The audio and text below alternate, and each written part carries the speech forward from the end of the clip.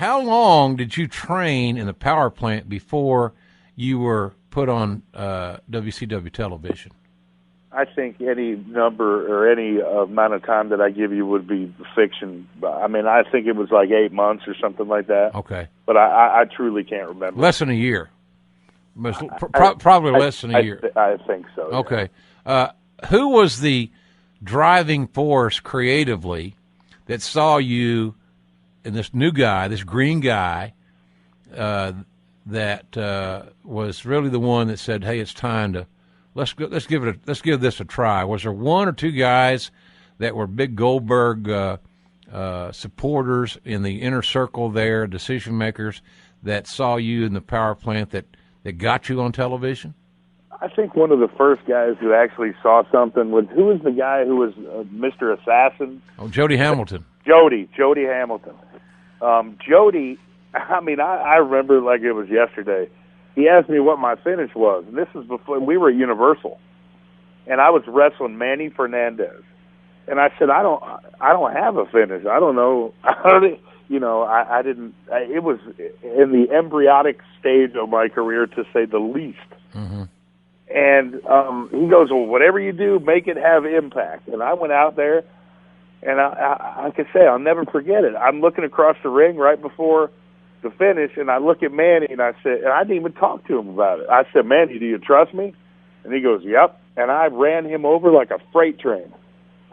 And I went back through the curtain, and Jody said, whatever you did, do that every single time from now on.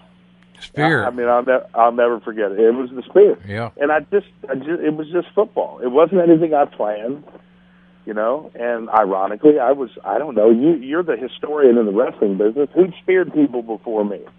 I don't know. I don't know if I'd ever seen it. But it wasn't something that I consciously did. Right. Yeah. I think that here's the thing. You didn't overthink it. It made sense. It was logical.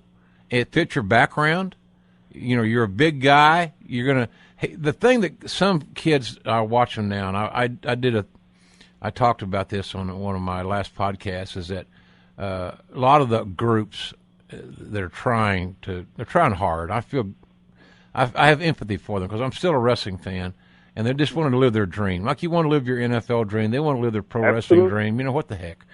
But they're working too fast. They're trying to do too much, and they're overthinking things. A spear, taking the breath out of somebody, because it takes you 3 seconds to win or lose. 3 seconds. That's it. So the spear worked perfectly for you, and I don't know anybody that ever did it. I don't remember anybody doing it as a finish, quite frankly. I remember guys that did, football tackles, but they were done high, and they never left their feet. It was just a kind of a stationary kind of a deal.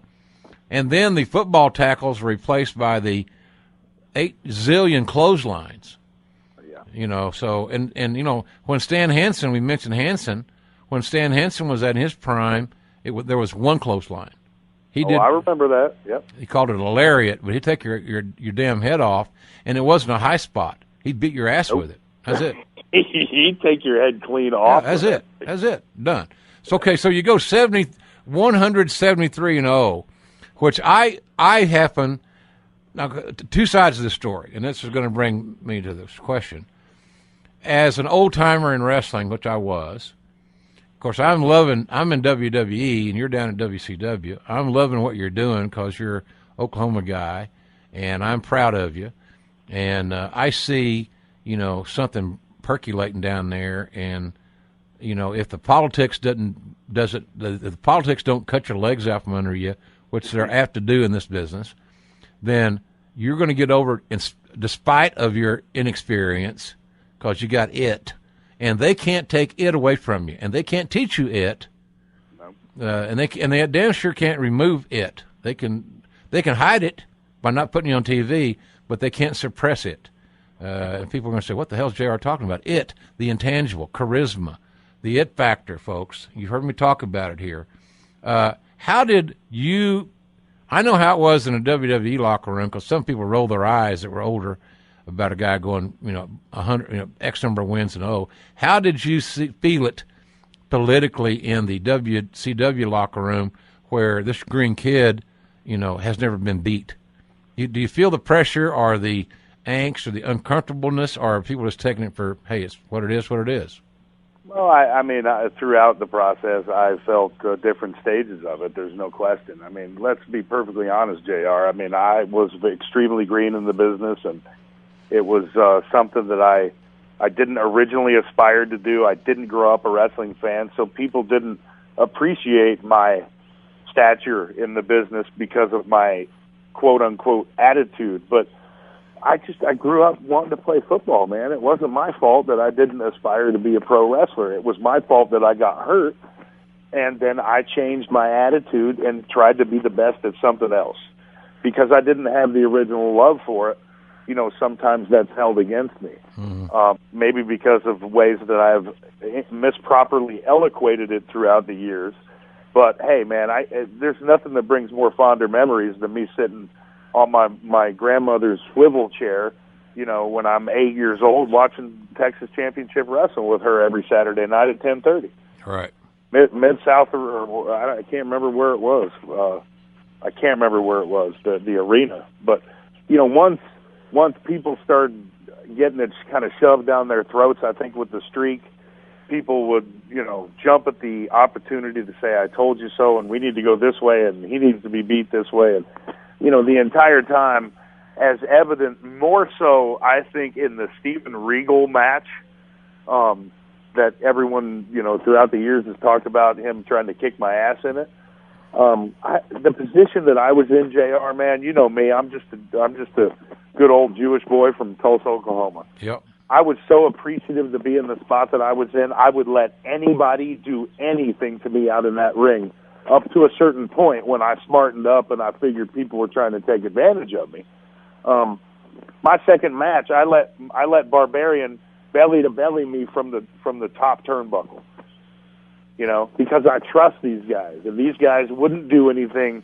I'm helping them putting people in seats, and so I would think that everybody's best interest is at heart, and so they would want to teach me the ins and outs in a proper way so that we could all make more money. Sure, that's the bottom line. Hey, somebody asked me on Twitter when I said I'm going to be talking to Bill Goldberg for a future podcast. They said, ask him about the Regal story. And, and I didn't even write it down because I wasn't even aware what the hell they were talking about. And then somebody else asked me about it, and then I heard, well, Regal was on Austin's podcast.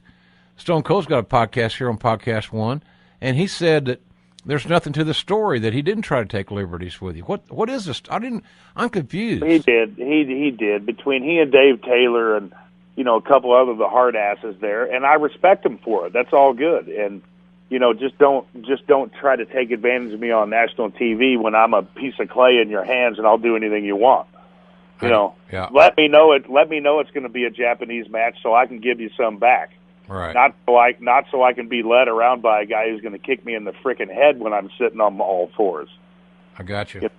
I mean, I would have loved to have ever had the opportunity to do that one again, but that's a prime example, JR, as to, I'm not the eternal baby face in this picture, but I'm telling you, man, I would let these guys do anything they want to me because I trusted them. There were guys in the business that were down at WCW during our big run that I looked way up to, even though I wasn't a scholar in the business, whether it be Kurt Hennig or the Steiners, or whether it be Nash, or whether it be Scott Hall at times, or Jarrett or Sting or Lex, or, all these guys are big boss man. There were a lot of guys with a lot of experience there that I really, immediately just gave them my trust and, thought that they'd lead me the right way. And then throughout the years, I learned, I learned the mode of operandi up there. Yeah. Like the NFL, like everywhere Sure, else. exactly. It's when the streak ended, did it end at the right time in your view, and did it end to the right opponent? I think with Kevin being on the booking committee 2 weeks before, I think it just didn't shine positively, whether it was his idea or anyone else's idea, or whether it was time or not. I don't know if his promotion to that position boded well for the future of how people look back on it. But hey, man, I'm a talent. I don't book shows. I don't make those decisions. I just give 1,000% at what they tell me to do. So I didn't have an opinion in that. I didn't have a voice in it. I probably could have in years, gone by when I had the veto power in the WWE and still did things that I knew weren't right. It's just the way that I try to pay the business back because of my positively meteoric rise that I didn't feel that I deserved at times, and I felt guilty about.